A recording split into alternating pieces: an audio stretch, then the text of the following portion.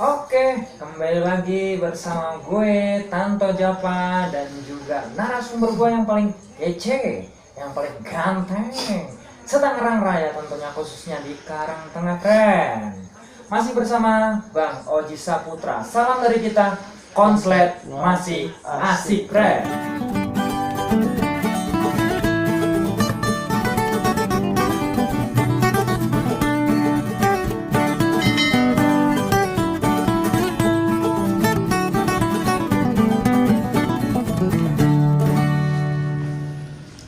Oke, friend. Masih bersama Bang Oji lagi. Kali ini banyak pertanyaan yang masuk nih Bang untuk seputar lovebird, jantan dan betina, cara gacorinya gimana gitu kan ya. Nggak apa-apa nih, kita ulang-ulang lagi nih Bang. Banyak yang masih kebingungan tentang membaca karakternya. Jadi ada yang masuk nih di komentar nih Bang. Jadi gini, Bang, begitu gua pisahin dari sistem tempel, hari ini gacor, tapi besok gue pisahin dengan kondisi yang sama, kok burungnya nggak gacor. Nah, biasanya tuh di situ penyebabnya apa sih Bang?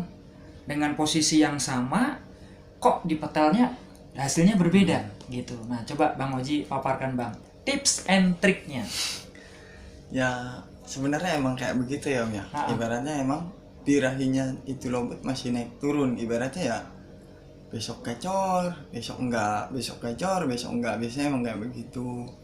Cuman itu sebenarnya dibutuh proses. Ibaratnya emang kalau emang dasarnya burung kan dijemur kenceng gitu ya, ya udah diproses kayak gitu aja. Ibaratnya emang kita udah dapat gacornya dia sehari lah, anggaplah ini seminggu 7 hari ya, dia gacornya itu dalam seminggu 3 hari ya kan. Ibaratnya entah disilang-silang entah gimana, nggak apa-apa diterusin aja. Emang itu ya prosesnya emang kayak begitu ibaratnya gitu, nggak langsung burung ya gacor terus ibaratnya kan gitu ya kan.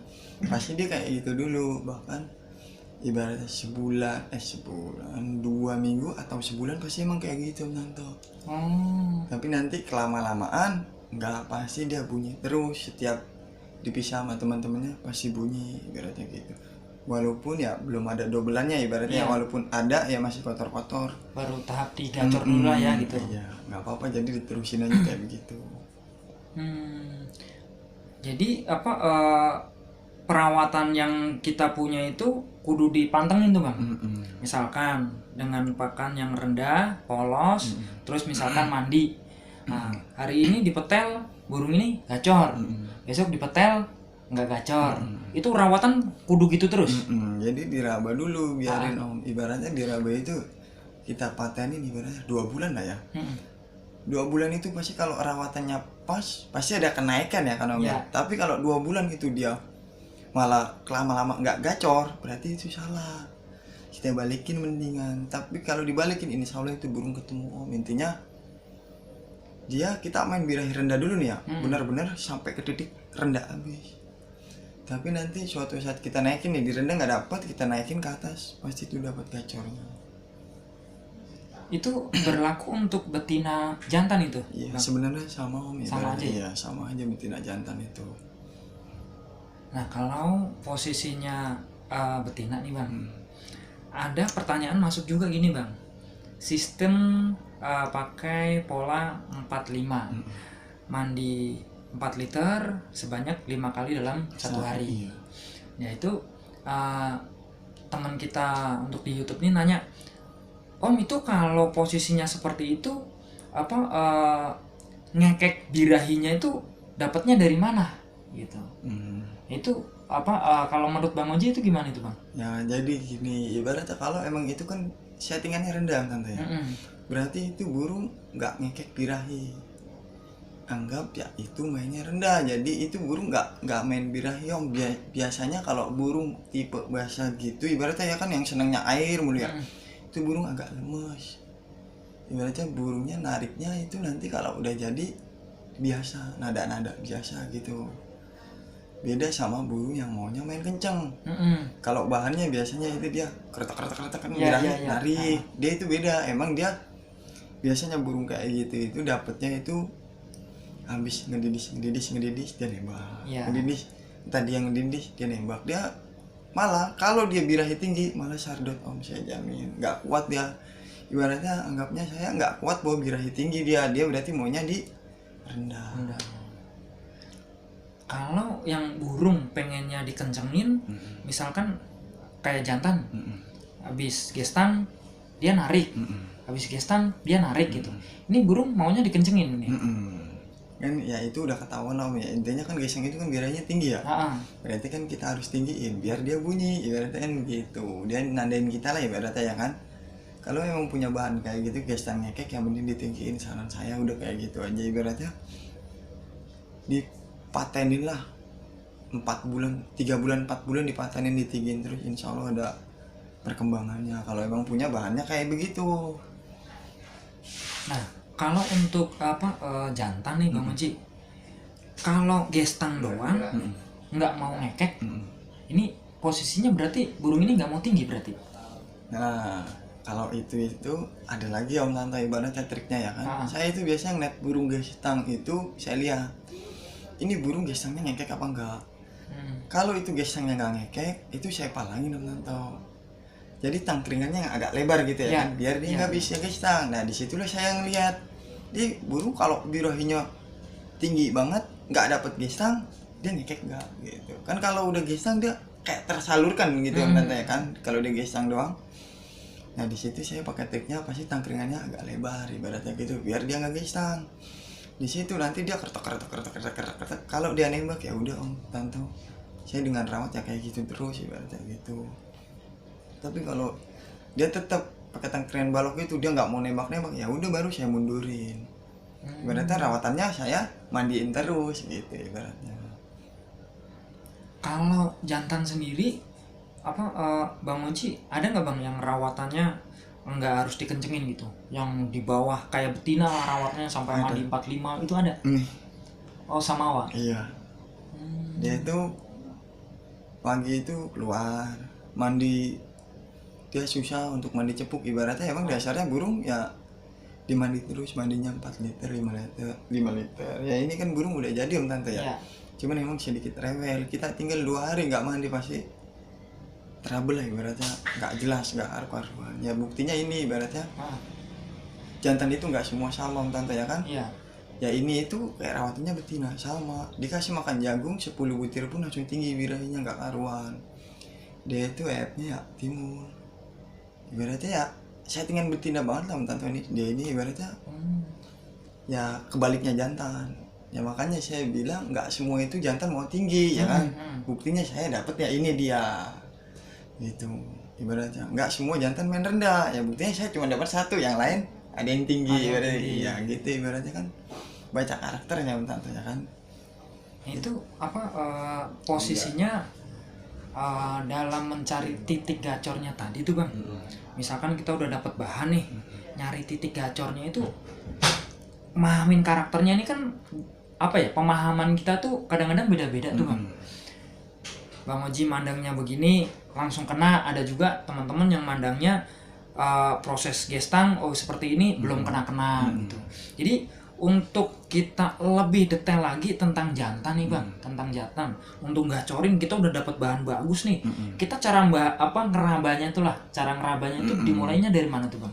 Biasanya saya ditinggi Om Tanto. Oh ditinggi dulu ya, karena saya mikir jantan itu rata-rata kan tinggi ya kan. Jadi saya nyari rata-ratanya dulu, ibaratnya saya tinggi ini semua, saya dapat jantan anggaplah di kios ya. Ini gestang bunyi ya, saya pakanin kencang, saya jemur kencang, mandinya pun dicepuk ibaratnya gitu. Saya rawat terus aja sampai 2 bulan 3 bulan ya kan. Kalau emang dia makin gacor ya udah di situ ketemu Tanto, ibaratnya dia rawatannya ya maunya kayak begitu. Ya karena saya melihat rata-rata kalau saya main jantan baru dapat bahan biasanya saya tinggiin. Cuman kalau saya dapat betina tuh saya langsung balik, karena saya sering dapat yang kayak begitulah ibaratnya. Jadi ya begitu ibaratnya, saya sering main betina birahinya rendah, saya rendahin dulu. Tapi saya main jantan birahinya sering banyak yang tinggi, jadi saya tinggi gitu. Jadi kalau Bang Oji kan sering sampein di konten-konten kita, awal konten tuh kalau betina di berapa persen waktu itu Bang? 80% adanya di rendah. Iya. Kalau jantan kebalikannya gitu ya, 80% adanya maunya di tinggi. Jadi kalau jantan kita dapat jantan, rata-rata kita tinggiin dulu. Kalau nggak kena baru kita balik gitu. Iya. Kalau emang kita maunya masih di dia nih Om Tante ya, kita emang feeling lah sama dia. Ibaratnya kan biasanya burung ini kan kita main feeling, ini pasti jadi nih, pasti jadi ya kan.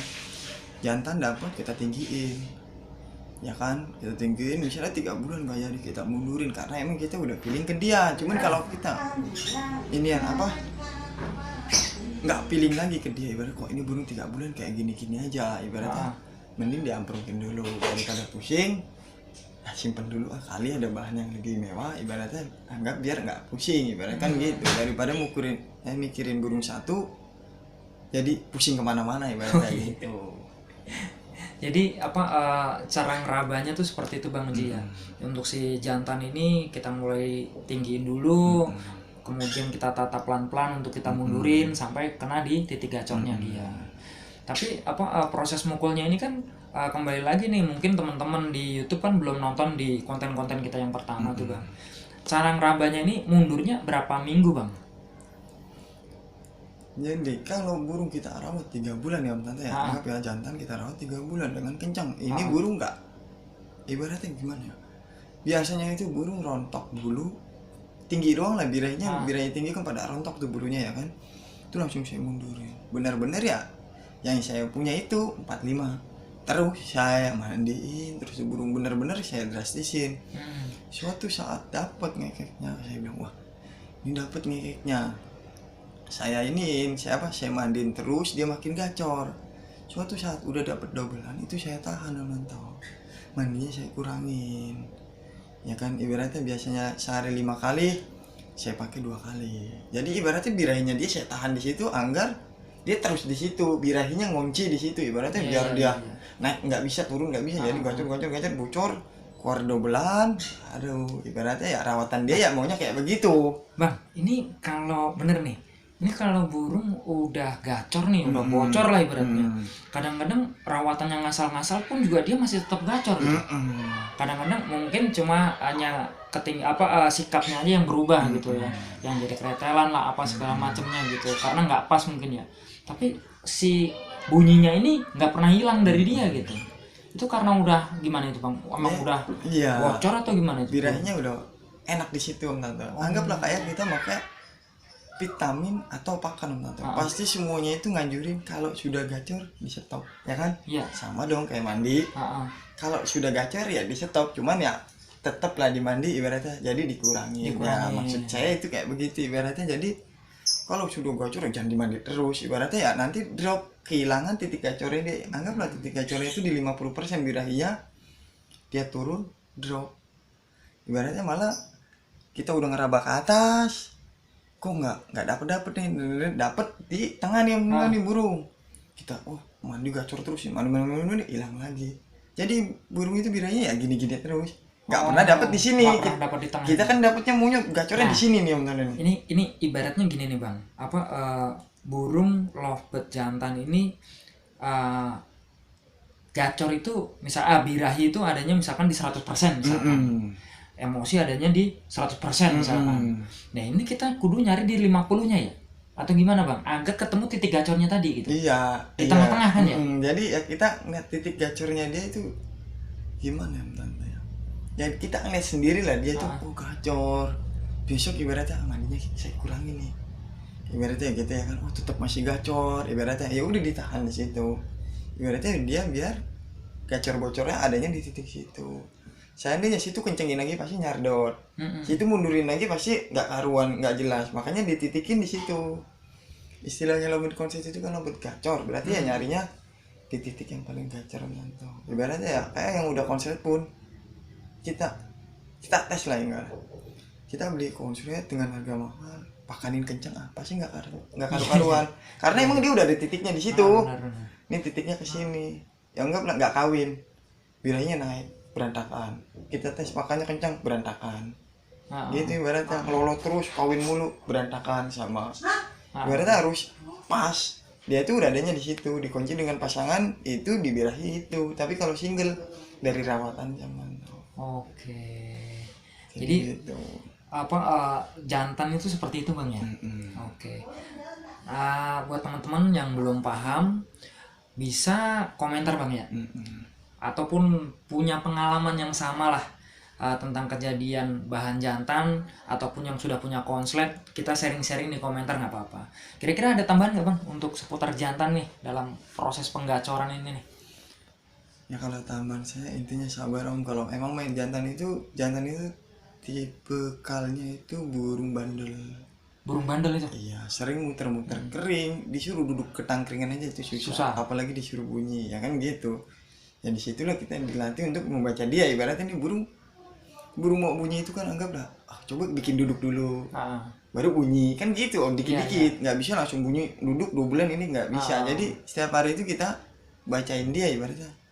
Kok ini burung merekel mulu, jadi nggak mau bunyi kan, keasikan main, mungkin sangkarnya nih, jadi dia duduk, insya Allah dia pasti bunyi. Nah, kan saya bilang nyaman dia pasti bunyi. Mungkin dia merekel gini, naik turun dia nggak nyaman. Entah sangkarnya ada kabel tis yang itu ya kan, yang panjang-panjang, entah ada apa, entah ada karat-karat. Ya intinya main jantan itu sabar. Masih ketemu titik gacornya, kalau udah titik gacor udah enak, tinggal nerusin om, tante ibaratnya gitu.